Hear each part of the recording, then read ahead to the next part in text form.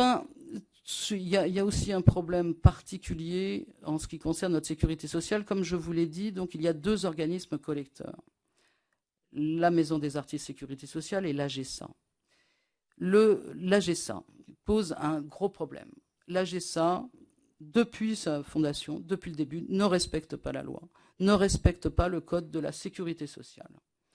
Donc, en fait, ce qui se passe, c'est que sur les 213 000 ressortissants de l'AGESA, qui ne concernent pas pour le coup que les arts visuels, parce qu'on ne vous a pas précisé, mais en fait, dans les artistes visuels, dans la Maison des artistes sécurité sociale, à 100%, ce sont des artistes visuels.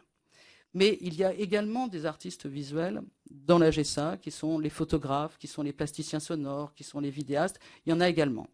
Et puis sinon, ce sont les autres artistes-auteurs, les écrivains, etc. Voilà. Et bien donc, au sein de l'AGESA, sur les 213 000 ressortissants, seuls 13 000 sont gérés correctement et normalement. Les 200 000 autres sont précomptés, ne paient aucune cotisation vieillesse, donc n'auront pas droit à une retraite normale. Les artistes-auteurs qui sont précomptés de cette façon-là se retrouvent à payer des cotisations sociales sur leurs recettes et non pas sur leurs bénéfices, ce qui est en parfaite violation du Code de la sécurité sociale. Donc il y a là un problème qu'il faudrait, enfin à mon avis, il faudrait qu'il y ait, qu'il y ait une mission là-dessus, que cette question soit étudiée. C'est pas possible que perdure un organisme de sécurité sociale qui ne respecte pas la loi.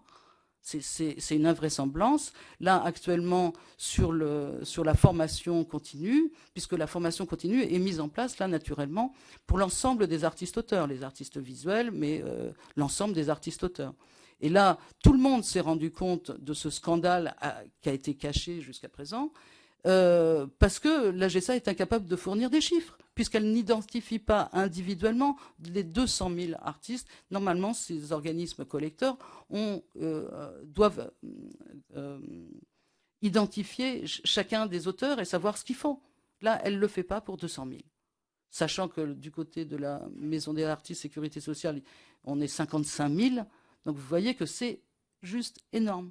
Et là, on n'a donc pas de chiffres, pas de visibilité. Il y a y compris certainement dans l'AGESA des gens qui sont payés en droit d'auteur et qui ne devraient pas l'être. Enfin bon, voilà, il n'y a aucune visibilité là-dessus. Et c'est un gros problème.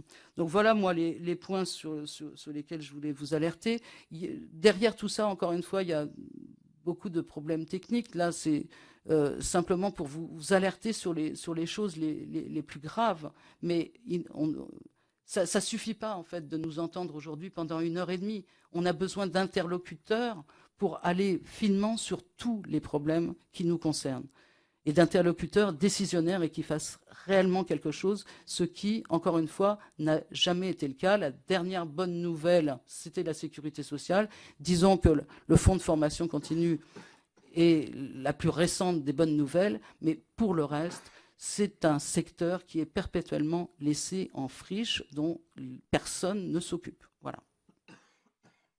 Merci.